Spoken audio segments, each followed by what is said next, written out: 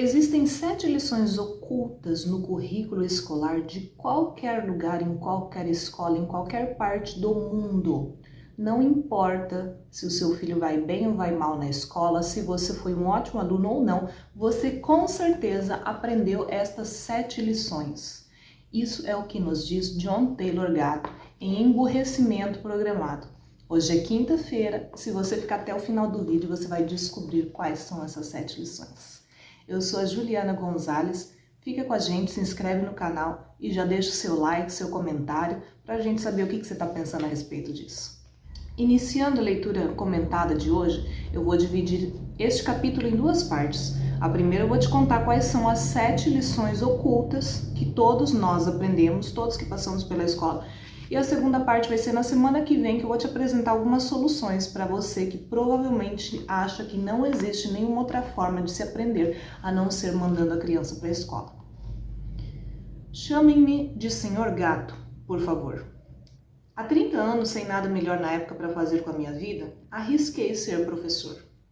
A licenciatura que possuo certifica que sou instrutor de língua inglesa e literatura inglesa, mas isso não tem nada a ver com o que eu faço. Não ensino inglês, mas ensino escola, e sou premiado por isso. Ensinar significa coisas diferentes em lugares diferentes, mas há 7 lições que são ensinadas universalmente, do Harlem a Hollywood Hills. Elas compõem um currículo nacional pelo qual vocês pagam de mais maneiras do que poderiam imaginar. Então, talvez seja bom que o conheçam. Vocês têm toda a liberdade, evidentemente, de julgar tais lições como quiserem, mas acreditem em mim quando digo que não há qualquer ironia nesta apresentação.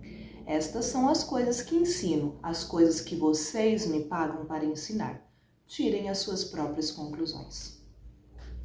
Confusão, lição número 1. Uma senhora chamada Kate, de Du Bois, em Indiana, me escreveu isto recentemente. Quais grandes ideias são importantes para as crianças pequenas?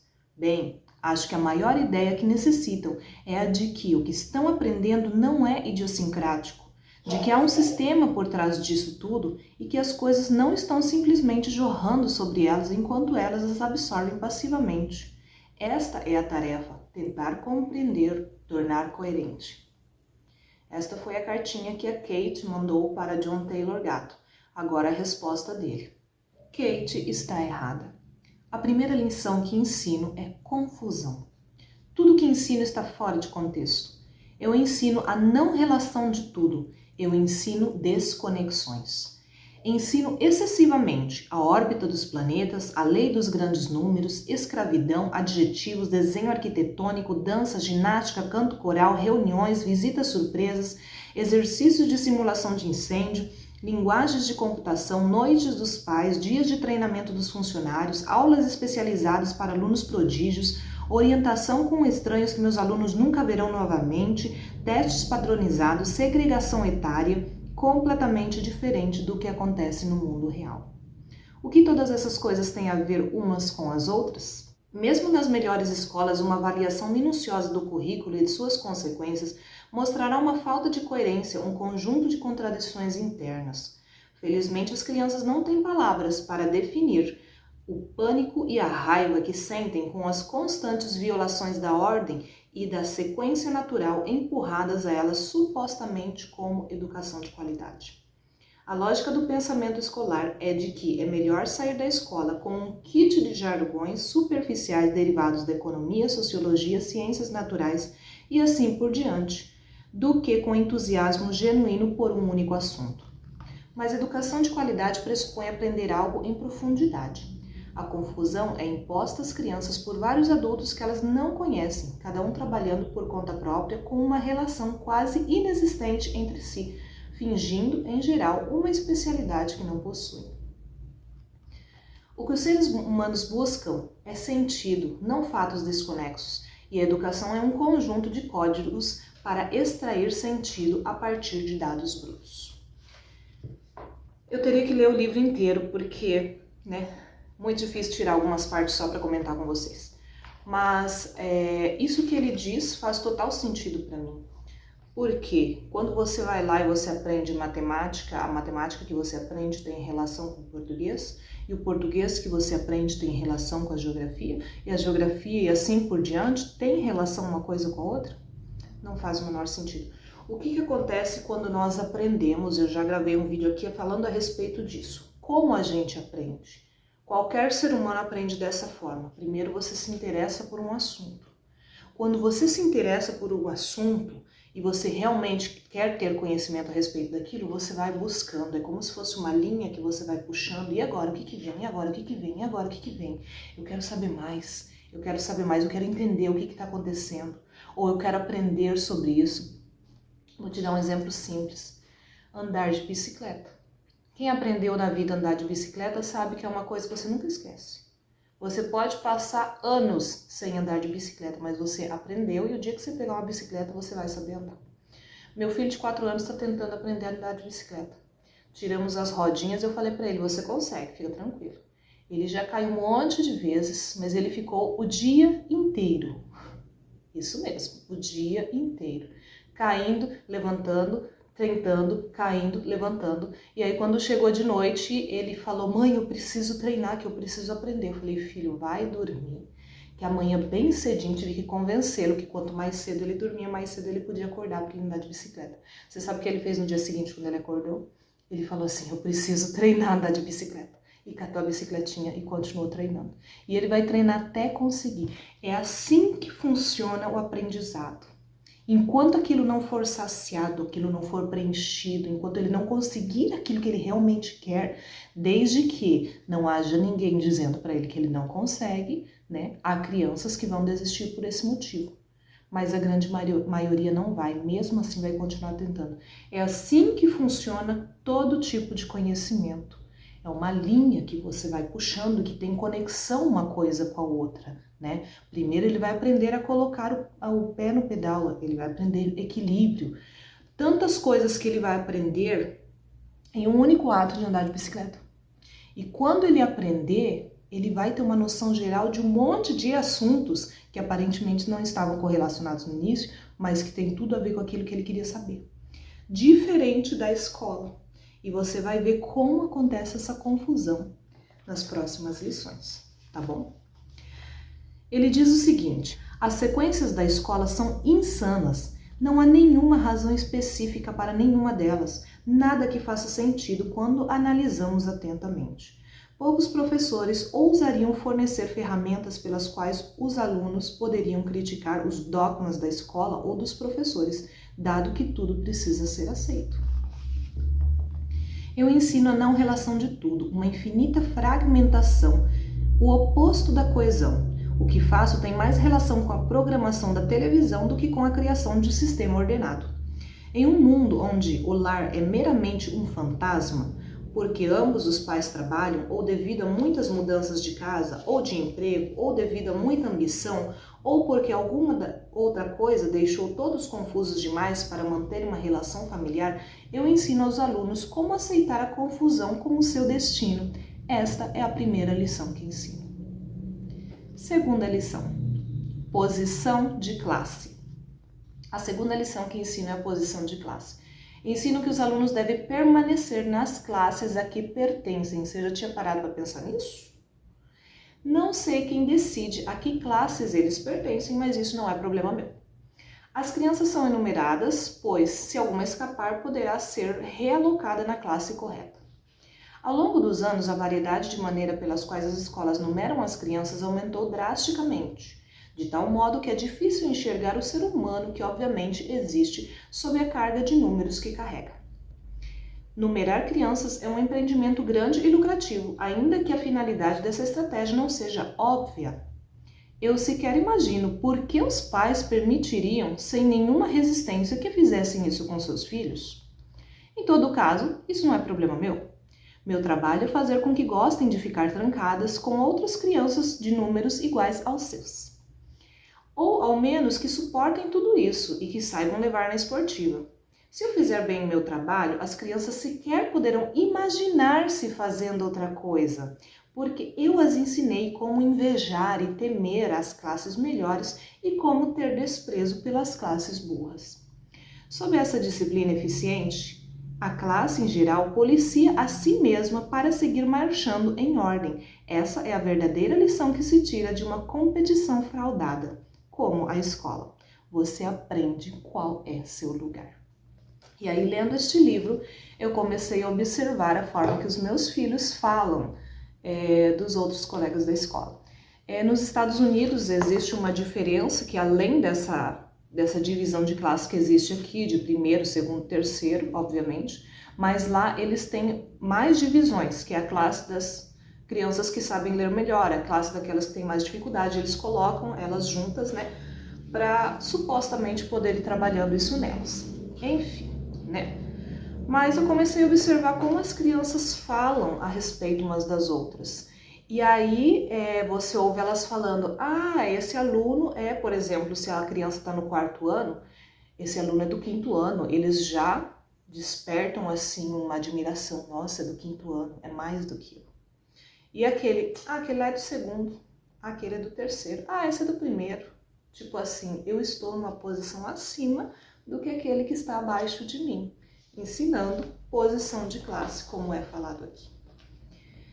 Terceira lição, indiferença. A terceira lição que ensina a indiferença.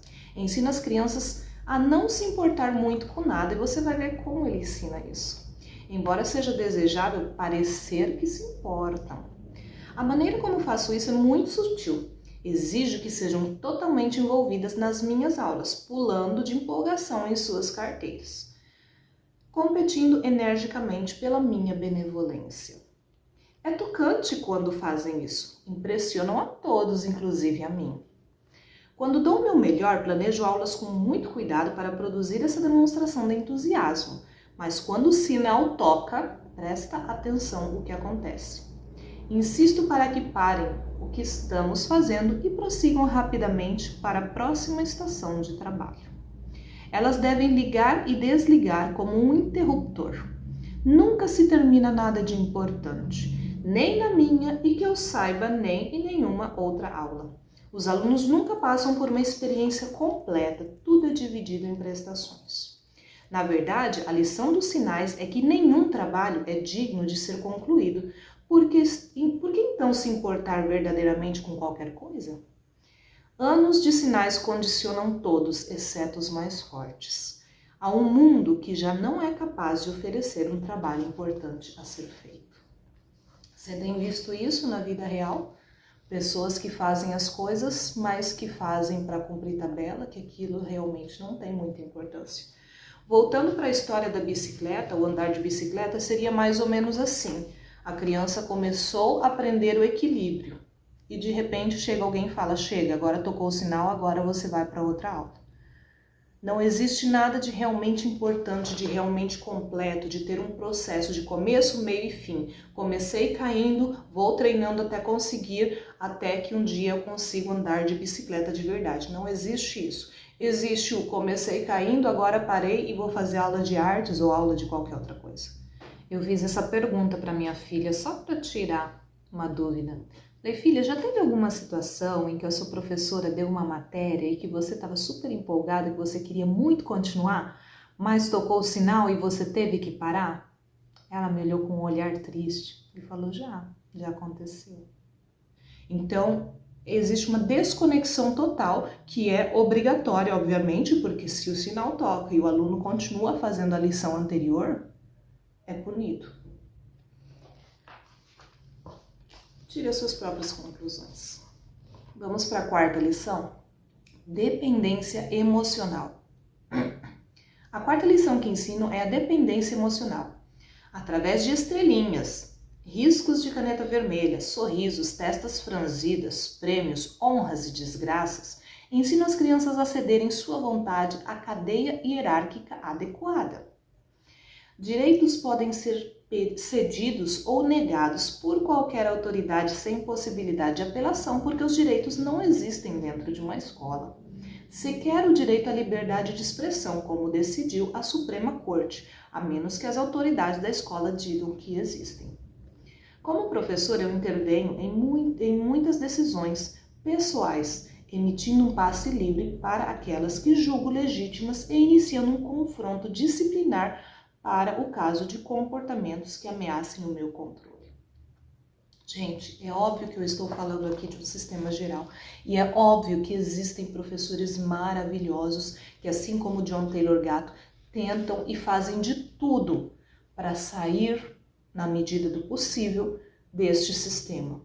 Tenho na escola um exemplo maravilhoso que é da professora da minha filha. Gente, aquela mulher, eu não sei como que ela consegue, dentro daquele sistema, fazer do jeito que ela faz. Você sabe o que ela faz quando os alunos estão bagunçando, estão agitados? Sabe o que ela faz? Ela chama todo mundo para jogar jogo da velha. Ela comprou Uno para os alunos jogarem na aula dela. Ela dá espaço para os alunos conversarem. Agora é a hora de conversar. Agora é a hora da gente bater papo. E ela bate papo com os alunos de fato. Gente, é uma professora assim que de verdade eu falo digna de honra. Digna de honra. Porque dentro desse sistema conseguir fazer um negócio desse, essa mulher é admirável. E com o salário que ganha, principalmente, né? A individualidade está sempre tentando se autoafirmar entre crianças e jovens, então faço meus julgamentos grosseira e abruptamente.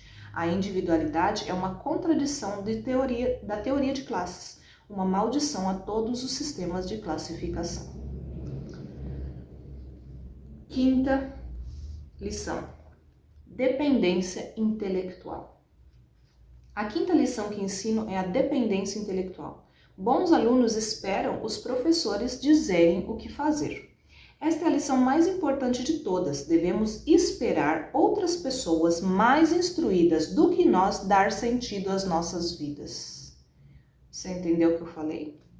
Devemos esperar outras pessoas mais instruídas do que nós a dar sentido às nossas vidas. O especialista faz todas as escolhas importantes. Somente eu, professor, posso determinar o que meus alunos devem estudar, ou melhor, somente as pessoas que me pagam podem tomar tais decisões que eu, então, executo.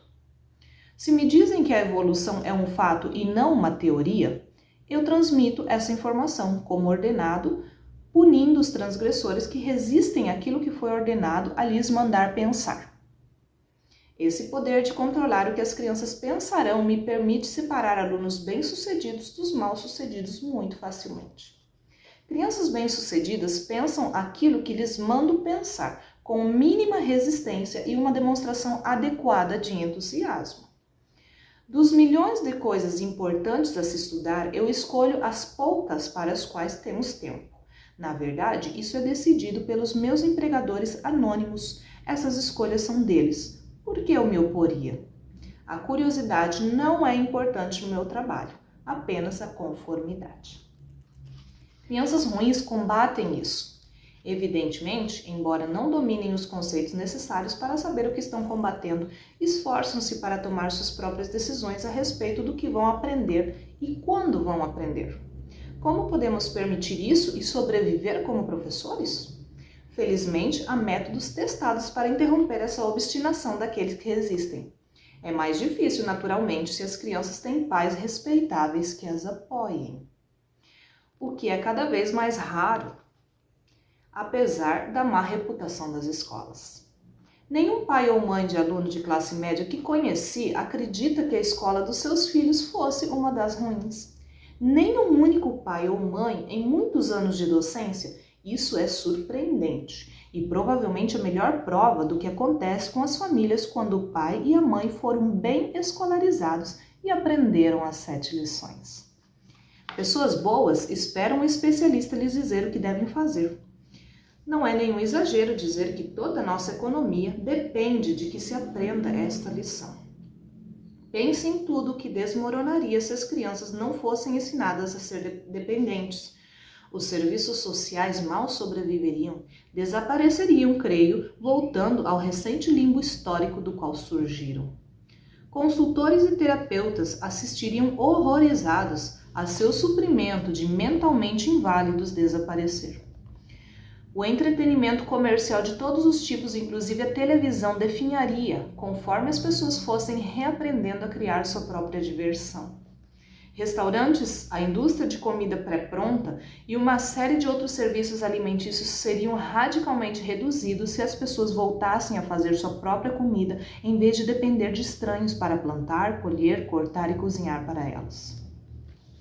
Muito da advocacia, medicina e engenharia modernos também sumiriam, assim como a indústria de roupas e a docência escolar, a menos que um fornecimento garantido de pessoas impotentes continuasse a jorrar das escolas todos os anos.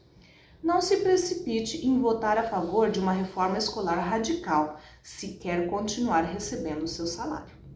Construímos um estilo de vida que depende de que as pessoas continuem fazendo o que lhes mandam fazer por não saberem como dizer a si mesmas o que deve ser feito.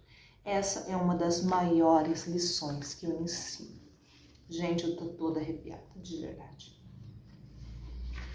Precisa de explicação? Eu acho que essa parte não precisa de explicação, é autoexplicativa. Lição número 6. Autoestima provisória. A sexta lição que ensino é a autoestima provisória. Se você já tentou formar uma filha organizada com crianças que foram convencidas pelos pais a acreditar que seriam amadas independentemente de qualquer coisa, você sabe como é impossível fazer com que espíritos autoconfiantes se enquadrem. Nosso mundo não sobreviveria a uma grande quantidade de pessoas confiantes por muito tempo, pelo menos não do jeito que está agora, né? Então eu ensino que o respeito próprio de uma criança deve depender da opinião de um especialista. Meus alunos são constantemente avaliados e julgados. Um relatório mensal cuja elaboração impressiona é enviado para a casa dos alunos para gerar aprovação ou assinalar exatamente, com precisão de uma casa decimal, quão insatisfeitos os pais devem estar com a criança. A ecologia da boa escolarização depende da perpetuação da insatisfação, assim como a economia comercial depende desse mesmo fertilizante. Alguma vez você já tinha parado para pensar nisso? Quando o boletim chega na sua casa, como que fica a sua casa depois que você vê a nota? Dependendo se for uma nota alta, traz alegria para a casa inteira. Se for uma nota baixa, traz uma testa franzida. E aí, o que aconteceu? Por que você tirou essa nota baixa? Você percebe como que uma avaliação vinda de outra pessoa que você nem bem conhece tem o poder de transformar a energia do seu lar em poucos segundos? Você já tinha parado para pensar nisso?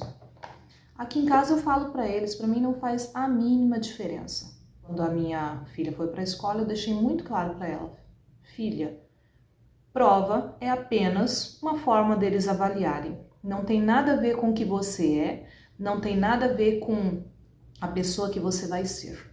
Então não se importe com nota de prova. Eu quero apenas que você dê o seu melhor naquilo que você for fazer. Dê o seu melhor. Se o seu melhor for tirar um 5, ótimo, esse foi o seu melhor. Eu não vou deixar de te amar por causa disso, eu não vou ficar brava com você por causa disso, nada disso. Então, ela passou a ver a prova como uma coisa assim, tipo, amanhã tem prova, tá tudo bem. Só que com o tempo, veja que ela já tá no 4º ano, ela entrou no 2º ano, né, porque eu eduquei ela em casa até o 1º ano, então ela teve já 2º ano, 3º ano, ela vai indo pro 4º. Com 3 anos, tá tendo prova essa semana. E ela chegou aflita, mãe, vai ter prova. Percebe como que anos a fio na escola, sendo influenciado logicamente pela professora e pelos alunos, faz com que eles mudem aquilo que nós ensinamos para eles.